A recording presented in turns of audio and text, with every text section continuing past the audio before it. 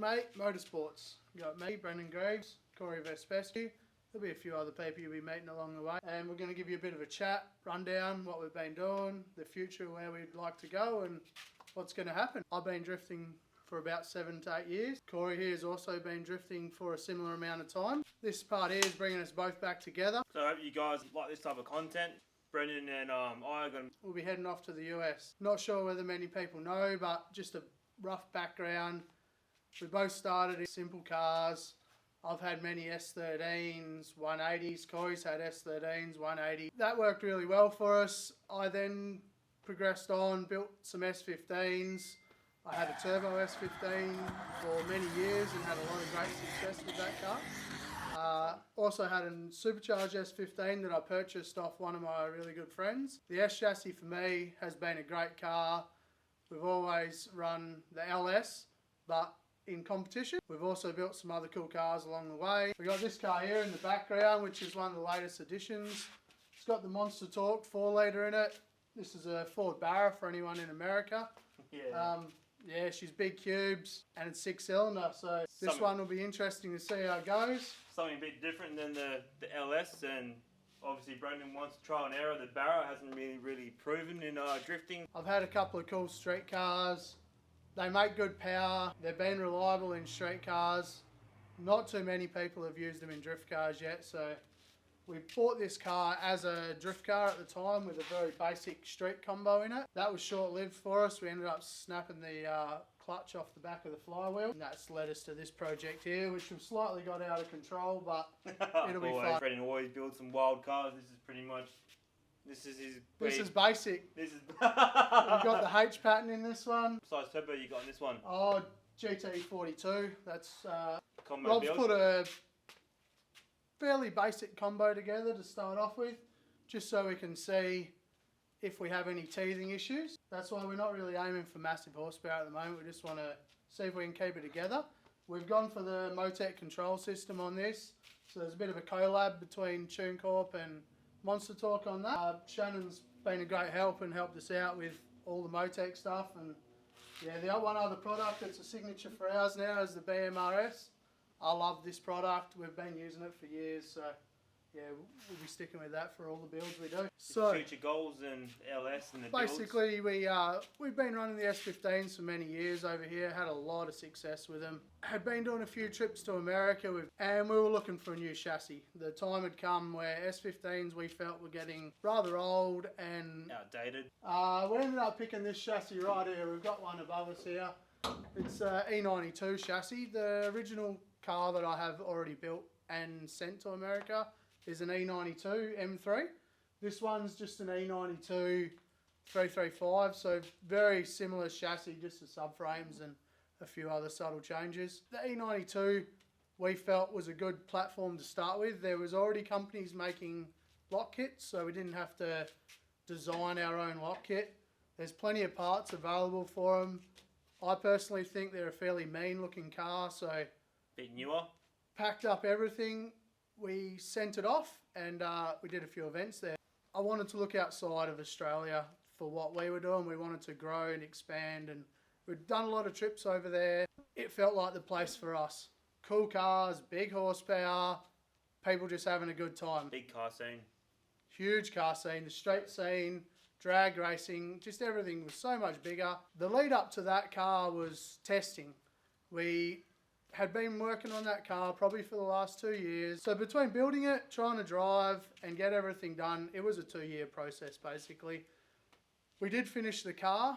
We took it to World Time Attack over in Sydney, so we basically finished it, had a few teething issues, was happy enough with the car, did a bunch of laps here down at our racetrack at Barbagallo.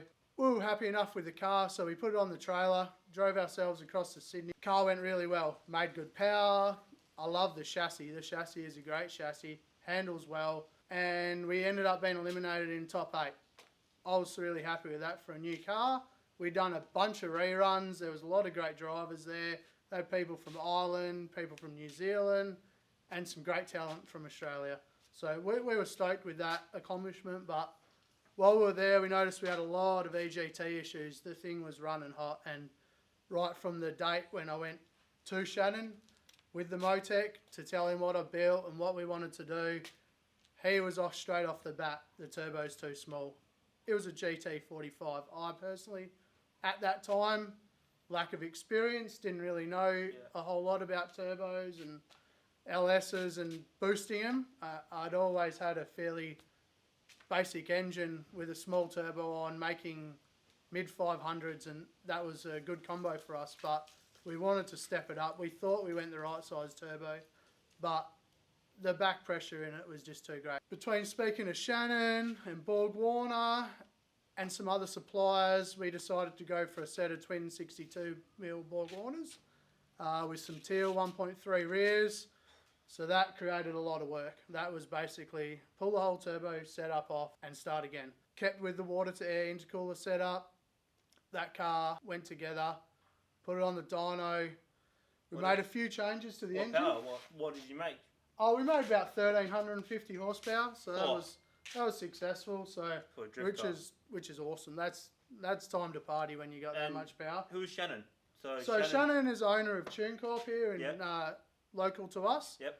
Been an amazing help. Can't thank him enough. Basically, he comes over to the house on Sunday on the phone whenever I need him. Like you just can't get that kind of help. So I'm much appreciated that help. He's basically Mr. MoTech for us. Yep. He's a distributor here in Western Australia for MoTech. So any MoTech products we get, they all come through him. So I've been very lucky to meet him and have him on board with our team. And MoTech is the tuning software you pick for? MoTech's what I personally would like to use for every single car I'd ever own. There you go. We've had a lot of success with it.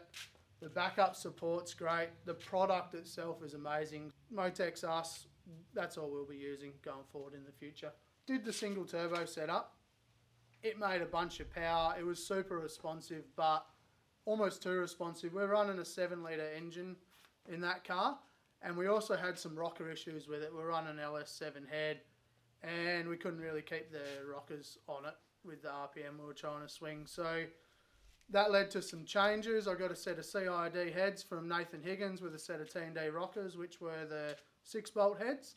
So we got a bit of extra clamping force because in the background, the car was always to go to America, but there was a big race coming up here at an airstrip called Race Wars. It happens once a year here. It's been going for, I think, 4 to 5 years, maybe longer. It would be. It's been at Wild Catcham, then moved down to Albany in the south of Western Australia. We thought that would be a good test to show people what a drift car can do. It's not all about just spinning the wheels. There's a lot of other science goes into making the cars work. So we put the twin turbo deal together, ran that up. We were running a 6-speed Elbin sequential and a Winters quick change in that. We geared the car up for that weekend with a 2.7 in the rear, and 6 gear is a 0.85 overdrive. We were geared to do about 340 k's an hour was what potentially could have happened if we could have made it down the track. We'd done some testing throughout that weekend on street tyres, just setting up the traction control and getting a few items to work properly with the MoTech and get ourselves comfortable. So we had some wild times. Me and Shannon were out doing a bit of testing and rolling on at 200 plus k's an hour and just blowing the tyres. And miles an hour, what's that work out to be? Well, over the 1,000 metres, we ended up accomplishing just over 200 mile an hour, which is pretty fast for a drift car. Great success for. We basically took that car straight off the drift track, straight to Race Wars. All we did was straighten the wheels up. Yeah. We run a bit of tow out usually on our cars, so straighten the front wheels up and left the rear exactly as it was and just put some sticky tyres on it. So we had 2 passes on the 1,000 metre run. The first pass, we ended up just hosing the tyres off at about 250 k's an hour at the 800 metre mark. So What size tyres are you running? We're running a 315 Hoosier There you go, yeah. back then, so with So quite a high semi-slick, eh? profile. That's a full radial, that one. Full radial. There Full you radial go. Yep. for that weekend. There was, once we got to the 1,000 metre, we had a brand new set of 315 Hoosiers on, and that was predominantly for that, just to try and get the number. So yeah, there was an incident after that weekend, so we only got the 2 shots at it, but luckily enough for us, we had everything dialed, and run 2 was a dream for us. So that sat us in 4th place out of all the cars that were entered. So that was a great accomplishment for me, the team, and Shannon as a tuner. So did a little bit of testing with it, just making sure everything was going to work, and then basically that car went into the sea container. You did 1 day test before? Yeah, we did 1 day tests. We used about sort of 12 tyres just to make sure everything was going to work, and we were happy with it. And yeah, that was enough. Like, we were happy. We were already committed to a date to make it to the US for that car. We had a good time at LS Fest. We qualified good. The car went good. We really had a great, just the people there and the people surrounding that event was amazing. We had our friends with us. We met a lot of new people. Well, we also did a couple of other local events. We did a hill climb while we were there. So that's also something on this channel, is that you just don't want to do drifting.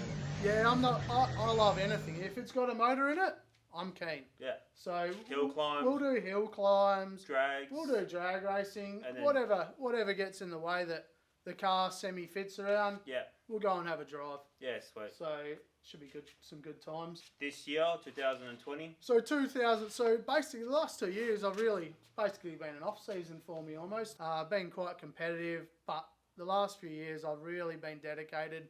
The way the drift scene over here has gone is not exactly how I'd planned. So the plan was to leave Australia and build a car that was competitive outside of Australia, and America's the country we've chosen to go to. Yeah. I've been very lucky to meet a few people over there from our trips. They've also been here, so... Yeah. As in Corey the fabricator, Corey Misco. Yeah. And Jelani has been a great help. And they both drift in America? Yeah, Corey does a decent amount of drifting, and Jelani's just purchased himself another car to get back into it. They've both been around the drift scene for many, many years. Yep. And also another friend, Aaron from Punishment Motorsport. He's been amazing. He's storing all our stuff, storing the car. So I can't thank those people enough. They've really helped us to where we are now. So 2020? 2020. America. That's us. We will be in America. I'm trying to do something pretty silly and crazy, but it's got to be done. The car we've sent over is not 100% compliant to FD. We will probably run Pro 2 at this stage. We've been in discussions with him. I could run Pro 1, but just for budget reasons, and I think I'd be better suited to the Pro 2 class. Get a good feel for what's going on, just get some more practice. I have been out of the seat for a while, so that's what our plan is. So we went and watched Pro 2. We've watched Pro 2 a couple of times now. Last time we were there was Texas. Texas was great. I love that track. It was actually very similar to our home track. FD Texas was the last round. We had an amazing time. The Pro and the Pro 2 series. From watching the Pro 2 series, me and the team personally felt that around the 600 to 700 horsepower is where we wanted to be. That should make us fast enough, should get the tyres to last 2 laps, and it's a fairly achievable package. So we've gone for the always and super reliable Albans gearbox. We've been backed by them for a few years now, and their continued support into 2020 is great. So we're running the ST6 6-speed Albans. We're running the, we're going to go the truck block in this one, eh? So we've got the truck block 6 litre. So that's the engine combo. Another set of Borg Warner twins on it, because who doesn't love twins? We're going to run a Seems Legit garage, 8.8 inch rear end diff. So that's a bit of a change for us, but they've come on board. We're happy to try that product. We think it's going to work. We can change drop gears in the Albans, so gears for tracks won't be an issue. So that's that one. That's a direct bolting kit that they're selling that goes straight in. Radom has been great enough to jump on board. So that's just a few people to start off our 2020. 4 weeks to build this car. That's going to be tough. I'm bringing one of my good mates, Brock, that's also helped work on most of these cars. He's coming. I do have another friend, Brock. Hopefully he makes it as well, but he's in the uncertain basket. Corey will be there, so we'll have plenty of content being shot out for you guys. If you guys like this content, subscribe below, fellas. So yeah, we'll be good. 2020 is going to be a good year, and this bad boy up here, we're going to do a bit of planning on this. Next is the wiring. So if you guys want to subscribe, the wiring's what's going to be happening next. So we'll give you a bit of an insight of what's going on and what we've chosen to use.